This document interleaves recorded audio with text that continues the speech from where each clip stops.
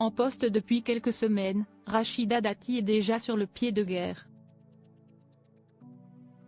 Nommée ministre de la Culture, elle a réuni la presse et les acteurs culturels lundi 29 janvier pour leur présenter ses vœux et se dit déterminée face à la tâche qui l'attend.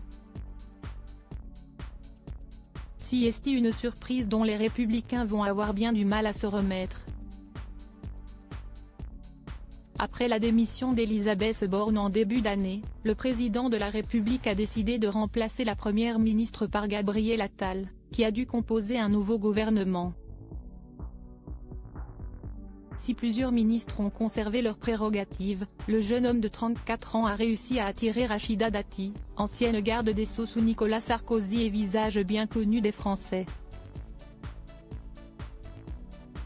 Une arrivée au sein du groupe Renaissance qui fait mal à son ancien parti, mais qui permet à la femme politique de 58 ans de revenir sur le devant de la scène.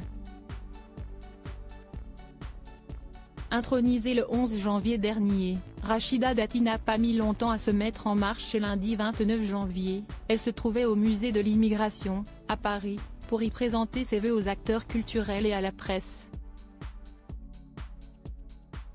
L'occasion pour la ministre de la Culture de croiser des visages qu'elle connaît bien comme sa grande amie Amina Benguigui, encore l'ancien ministre de la Justice, Jacques Toubon, avec lequel elle s'est entretenue quelques minutes. Les photos sont à retrouver dans le diaporama.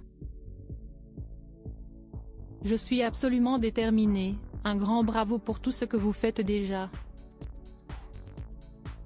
Un grand merci par avance pour ce que nous ferons ensemble. Quand je vous quitterai, vous ne pleurerez pas.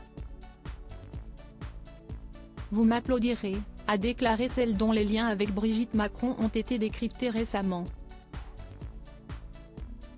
Rachida Dati s'est occupée du conflit au Centre Pompidou. La nouvelle ministre de la Culture d'Emmanuel Macron, qui a accompagné le président en Inde, en a également profité pour annoncer une bonne nouvelle puisqu'elle a réussi à mettre fin au conflit social au Centre Pompidou.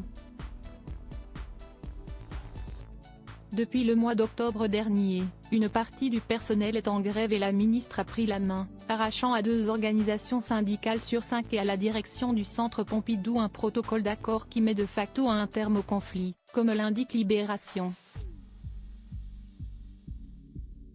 Un début de mandat particulièrement chargé pour Rachida Dati, sur tous les fronts en ce moment. La ministre de la Culture multiplie les apparitions, comme le 16 janvier dernier, où elle était dans sa mairie du 7e arrondissement pour présenter ses vœux aux concitoyens.